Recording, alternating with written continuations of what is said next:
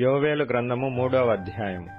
ఆ దినములలో అనగా యూదావారిని యెరూషలేము కాపురస్తులను నేను చెరలో నుండి రప్పించు కాలమున అన్యజనులనందరినీ సమకూర్చి యెహోషాపాతు లోయలోనికి తోడుకొనిపోయి, వారు ఆయా దేశములలోనికి నా స్వాస్థ్యమగు ఇశ్రాయేలీలను చెదరగొట్టి నా దేశమును తాము పంచుకొనుటను బట్టి నా జనుల పక్షమున అక్కడ నేను ఆ అన్యజనులతో వ్యాజ్యమాడుదును. వారు నా జనుల మీద చీట్లు వేసి వేశ్యకు బదులుగా ఒక బాలుని ఇచ్చి ద్రాక్షారసము కొనుటకై ఒక చిన్న దానిని ఇచ్చి త్రాగుచూ వచ్చిరు గదా.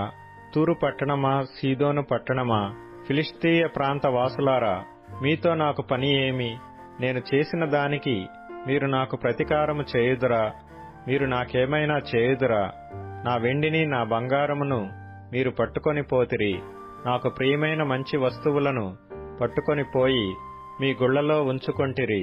యూదావారిని యెరూషలేము పట్టణపు వారిని తమ సరిహద్దులకు దూరముగా నివసింపజేయుటకై మీరు వారిని గ్రేకీయులకు అమ్మివేసితిరి.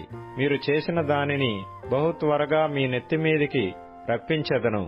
ఇదిగో మీరు చేసిన దానిని మీ నెత్తిమీదికి రాజేయుదును.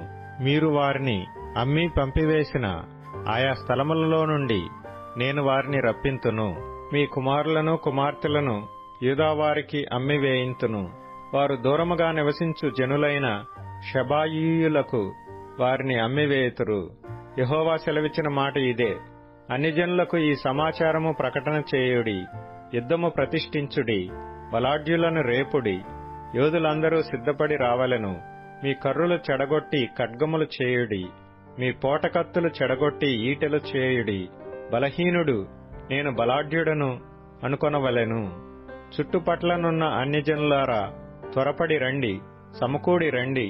యెహోవా నీ పరాక్రమశాలురను ఇక్కడికి తోడుకొని రమ్ము. నలుదిక్కులనున్న అన్యజనులకు తీర్పు తీర్చుటకై నేను యెహోషాపాతు లోయలో ఆసీనుడనగుదును. అన్యజనులు లేచి అచ్చటికి రావలెను. పైరు ముదిరినది, కొడవలి పెట్టి కోయడి. గానుగ నిండియున్నది, తొట్లు పొర్లి పారుచున్నవి. జనుల దోషము అత్యధికమాయెను. మీరు దిగి రండి. తీర్పు తీర్చు లోయలో రావలసిన యెహోవా దినము వచ్చేయున్నది. తీర్పుకై జనులు గుంపులు గుంపులుగా కూడియున్నారు. సూర్యచంద్రులు తేజోహీనులైరి. నక్షత్రముల కాంతి తప్పిపోయెను. యెహోవా సీయోనులో నుండి గర్జించుచున్నాడు.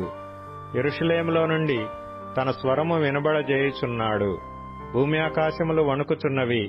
అయితే యెహోవా తన జనులకు ఆశ్రయమగును. ఇశ్రాయేలీలకు దుర్గముగా ఉండును.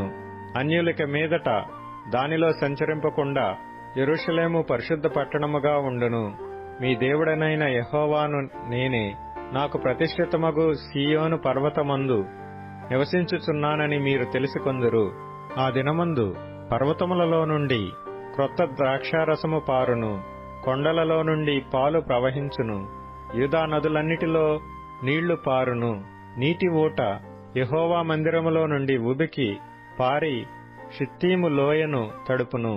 ఐగుప్తీయులను ఎదోమీయులను యూదావారి మీద బలాత్కారము చేసి తమ తమ దేశములలో నిర్దోషులగు వారికి ప్రాణహాని కలుగజేసిరి గనుక ఐగుప్తు దేశము పాడగును.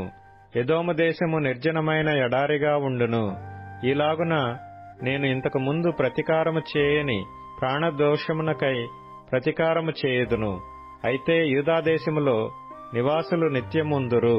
తరతరములకు యెరూషలేము నివాసముగా నుండును. యెహోవా సీయోనులో నివాసిగా వసించును.